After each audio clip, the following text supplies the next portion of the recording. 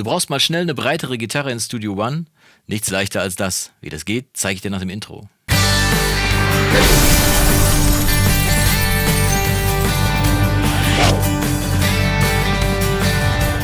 Tag und herzlich willkommen zu einer weiteren Ausgabe von Let's Play Studio One. Und heute wollen wir uns mal anschauen, wie man mit einem ganz einfachen Kniff in Studio One 3 Artist-Versionen dieses Mal eine breitere Gitarre zaubern kann. Ich bin ja ursprünglich ein Logic-Jünger und bin jetzt umgestiegen auf Studio One. Und habe eine schöne Gitarre eingespielt und wollte die etwas breiter machen mit einem ganz einfachen Trick, der in Logic ganz easy umzusetzen ist. Und in Studio One habe ich mich doof und dusselig gesucht. Denn in der Artist-Version kann man ja keine externen Plugins einfügen. Und ich habe dann gesucht nach einem Delay, wo man links und rechts die Delay-Zeiten unterschiedlich einstellen kann, weil das brauche ich für den Trick und habe da tatsächlich nichts gefunden. Habe aber am Ende des Tages doch eine Lösung gefunden, wie man das machen kann. Und wie das geht, zeige ich dir jetzt am Beispiel des aktuellen Songs. Ich habe das Pattern von letzter und vorletzter Woche wieder genommen und habe einfach mal nur eine Gitarre drauf gespielt, links und rechts alles weggelassen. Wir haben also nur Schlagzeug, Bass und Gitarre in der Mitte und im Moment klingt das so.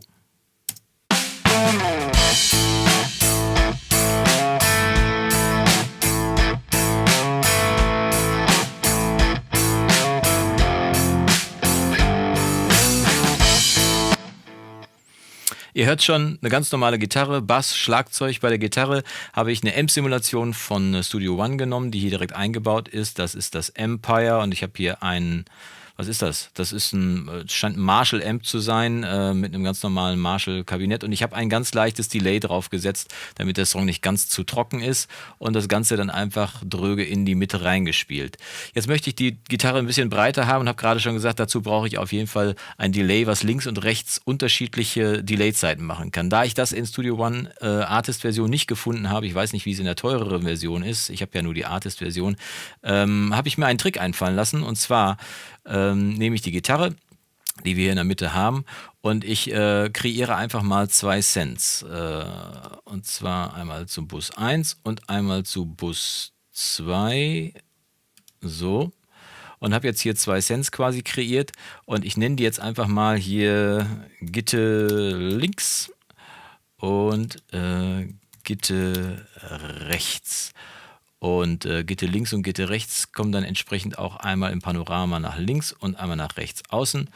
Und ich habe ein bisschen mehr Platz, damit wir es hier auch ein bisschen besser sehen können.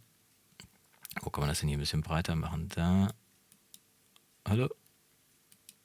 Na, ist ja auch egal. Auf jeden Fall schauen wir uns jetzt mal an, dass wir hier ein Delay reinkriegen. Ich habe ja gerade gesagt, wir brauchen Delays dafür. Und es gibt das Analog-Delay oder das Beat-Delay, eins von beidem. Ich glaube, das war das Analog-Delay hier oben. Genau, das ziehen wir jetzt mal hier rein. Und da kann ich hier auf der linken Seite, wenn ich den Sync-Button ausmache, die Delay-Zeit einstellen. Und das mache ich jetzt einfach mal, indem ich die Delay-Zeit hier anklicke und dann auf 10 Millisekunden stelle. Und dann mache ich noch den Low-Cut ein bisschen so bei 250 Hertz, weil die unteren Frequenzen brauchen wir hier nicht. Und den High-Cut setze ich so bei 7 Kilohertz ungefähr an, damit wir ein schönes Gitarrensignal hier durchkriegen mit nicht zu viel Bässen. Und dieses Delay kopiere ich jetzt einfach mal hier in den zweiten Gitarrenkanal auch rein und mache jetzt hier aber bei der Delay-Zeit nicht 10 Millisekunden, sondern 20 Millisekunden. Das heißt, wir haben links und rechts zwei unterschiedliche Delay-Zeiten, die nur marginal unterschiedlich sind, aber trotzdem dafür sorgen, dass wir auf jeden Fall ein breiteres Stereobild kriegen. Und jetzt nehmen wir mal die beiden Spuren, ziehen die mal runter und machen jetzt nur mal die normale Gitarre hier auf Solo. Das heißt, wir hören jetzt die Gitarre nur Solo und ich schiebe dann mal die beiden Kanäle, die wir hier jetzt kreiert haben, sukzessive dazu, bis ich meine, dass das Gitarrensignal mir persönlich breit genug ist und ich damit arbeiten kann. Hören wir mal rein, wie es im Moment klingt.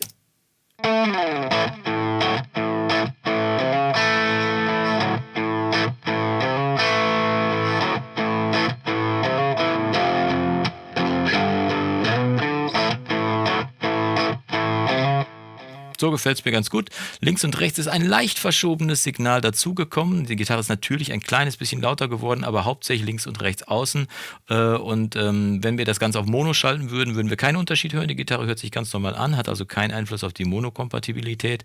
Aber im Stereobild wirkt die Gitarre, obwohl es nur eine Gitarre ist und sie nur einmal eingespielt wurde, deutlich breiter. Am klarsten wird es, wenn ich jetzt die beiden mal ausmache und dann dazu schalte. Dann hört ihr es direkt, wie es klingt. So nämlich.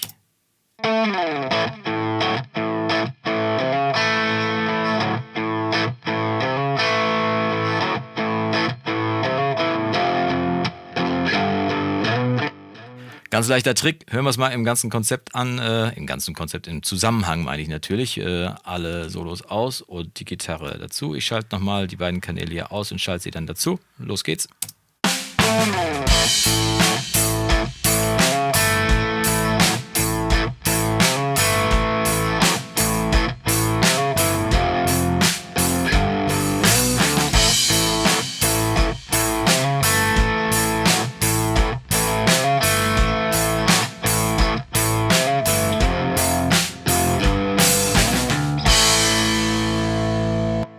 Gefällt mir gut. Ganz einfacher Trick. Links und rechts jeweils in Delay leicht verschobene Gitarre dazu mischen.